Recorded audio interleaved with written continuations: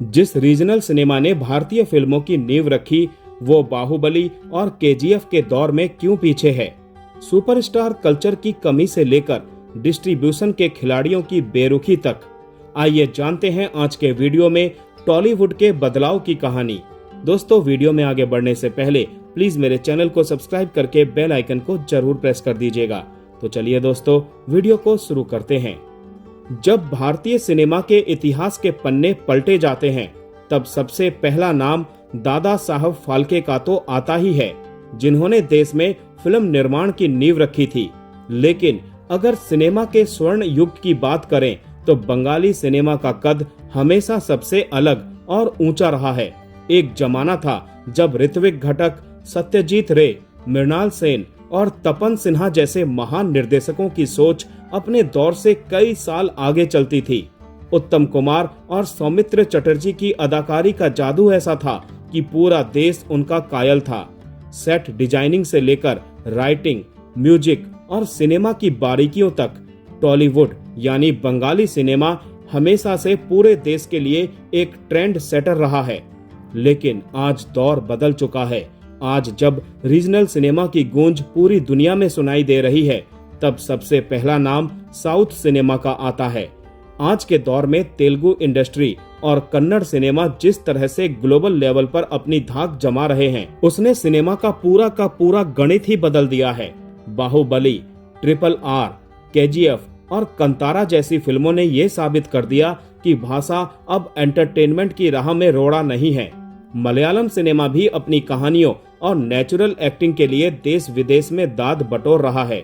वहीं थलपति विजय हो, सूर्या हो या यश और ऋषभ शेट्टी, इन सितारों की फिल्में जब रिलीज होती हैं तो सिनेमा घरों के बाहर किसी त्योहार जैसा माहौल होता है। लोग सिर्फ फिल्में देखने नहीं आते, वो अपने पसंदीदा सितारे का जश्न मनाने आते हैं।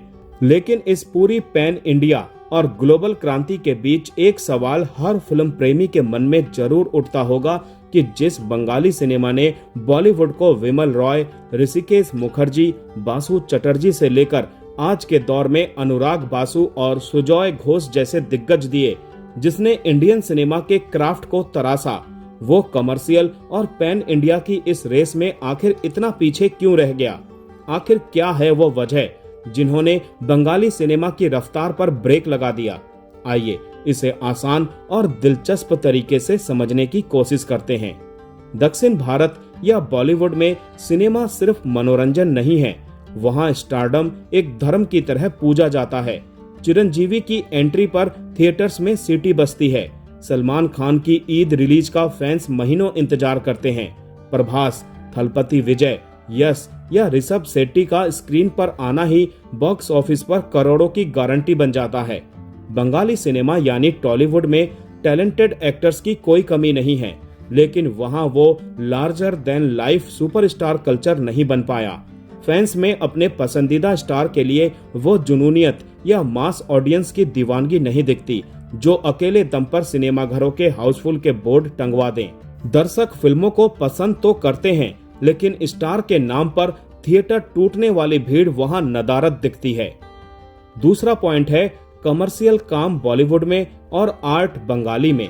मतलब बंगाली एक्टर्स और मेकर्स की खासियत यही रही है कि वो अपनी वर्सैटिलिटी के लिए जाने जाते हैं, लेकिन यही उनकी इंडस्ट्री के लिए एक चुनौती भी बन गया। ज्यादातर बड़े बंगाली कलाकार जब बॉलीवुड या हिंदी OTT स्पेस में आते हैं तो वो बड़े कमर्शियल प्रोजेक्ट का हिस्सा बनते हैं, लेकिन जब वही एक्टर्स बंगाली सिनेमा का रुख करते हैं तो वो ज्यादातर आर्ट फिल्में, शॉर्ट फिल्में, सब्जेक्ट ओरिएंटेड या फेस्टिवल या अवार्ड विनिंग फिल्में चुनते हैं। नतीजा ये हो रहा है कि बंगाली में मास मसाला और बड़े स्केल पर बनी कमर्शियल फिल्में बहुत सीमित हो गई, जो आम जनता को सीट से बांध कर रख सके। फिल्म इंडस्ट्री का सीधा सा नियम है, पैसा ही पैसे को खींचता है। आज साउथ सिनेमा में टी सीरीज, पैन इंडिया जैसे बड़े ग्लोबल प्रोडक्शन हाउसेस पानी की तरह पैसा बहा रहे हैं, क्योंकि उन्हें पता है कि वहां से 100 करोड़, 500 करोड़ या 1000 करोड़ का रिटर्न आएगा।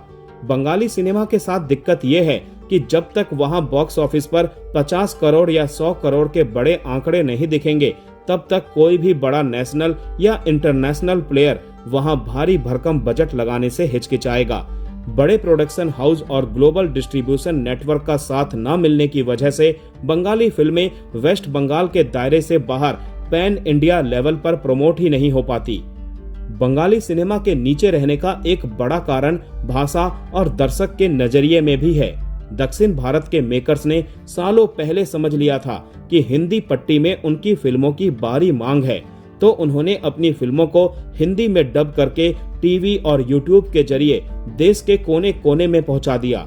जब बाहुबली आई तो हिंदी दर्शक पहले से ही साउथ के एक्शन से वाकिफ थे।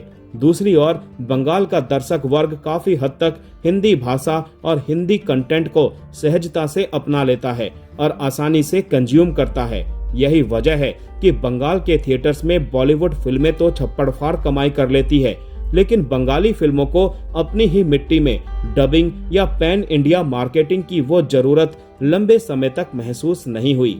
भले ही आंकड़े और मौजूदा ट्रेंड्स ये दिखा रहे हों कि बंगाली सिनेमा थोड़ा पीछे छूटा है, लेकिन उम्मीद की किरणें अभी भी बेहद चमकदार हैं। जब इसी मुद्दे पर टॉलीवुड के सुपरस्टार जीत ने TV9 हिंदी डिजिटल के साथ की खास बातचीत में बताया कि हर सिनेमा का अपना एक वक्त आता है। ऐसा नहीं है कि पैन इंडिया रिलीज होने वाली हर बड़ी फिल्म ब्लॉकबस्टर ही हो जाती है या हर साल हर बड़ा दांव सही बैठता है। आज बंगाली सिनेमा में फिर से एक नई लहर देखने को मिल रही है। धीरे धीरे ही सही, लेकिन टॉलीवुड का टैलेंट एक बार फिर नेशनल और ग्लोबल प्लेटफॉर्म्स पर अपनी चमक बिखेर रहा है। कंटेंट में प्रयोग हो रहे हैं और मेकर्स नए दौर की ऑडियंस की नब्ज पकड़ने की कोशिश कर रहे हैं। सिनेमा का पहिया घूमता रहता है। जिस तरह साउथ सिनेमा ने दशकों की मेहनत के बाद आज अपनी ये पहचान बनाई है, उसी तरह अगर बंगाली सिनेमा में सही बजट, मजबूत डिस्ट्रीब्यूशन और मास अपील का तड़का लग जाए तो वो दिन ज्यादा दूर नहीं जब ग्लोबल बॉक्स ऑफिस पर एक बार फिर बंगाली सिनेमा का डंका बजता दिखेगा। तो दोस्तों, एक पॉजिटिव उम्मीद के साथ आज मैं अपना ये वीडियो यहीं समाप्त करता हूँ। मिलते हैं नेक्स्ट वीडियो में, तब तक के लिए आप सभी को tata bye bye, take care.